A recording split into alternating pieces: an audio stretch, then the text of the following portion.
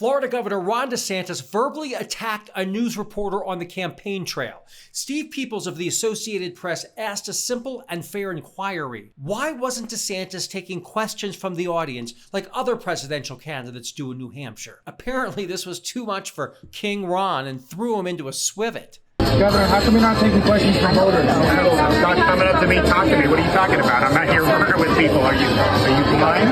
What? Are you blind? I'm not blind. Okay, so people are coming up to me, talking to me, whatever they want to talk to me about. Little Dick Ron, short for Little Dictator, had no business lashing out.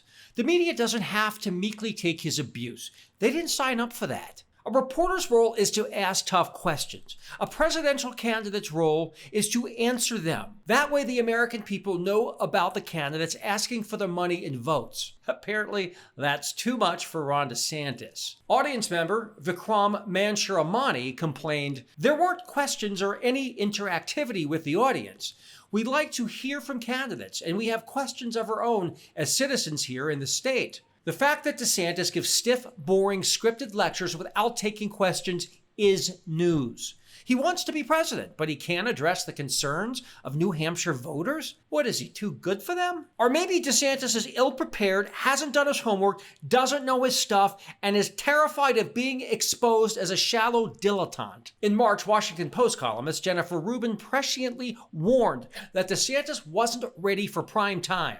She predicted that DeSantis would wilt under the hot media spotlight on the campaign trail. Rubin wrote, quote, "Until the past few weeks, DeSantis managed to hide at will from the media. Infamous for locking the press out, denying access to state decision-making, and concealing information, he now finds himself ill-prepared for a national media that he cannot shunt aside. When he tries to avoid journalists, he looks bumbling, weak, and scripted. When he engages with friendly interviewers, he fumbles outside his comfort zone. It's one thing to rail about the liberal media in the abstract or propose changing defamation law so the media cannot report on him. It's quite another to have to face journalists on a daily basis. It's only been a couple weeks, and DeSantis has already had his first meltdown over the media. Hey, Ron, you're not in Florida anymore. You're not going to be able to bully your way with the media all the way to the GOP nomination. And you're also going to have to put up with the media whether you like it or not."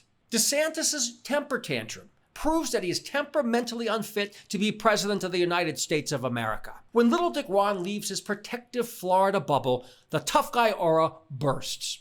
The country sees him for the tiny, petty, vindictive, socially inept little Florida man that he truly is. Help us fight back against Ron DeSantis by visiting our amazing online store at littleddickron.com. Each item you purchase helps us fight Ron DeSantis and show America the reprehensible record of the real Little Dick Ron.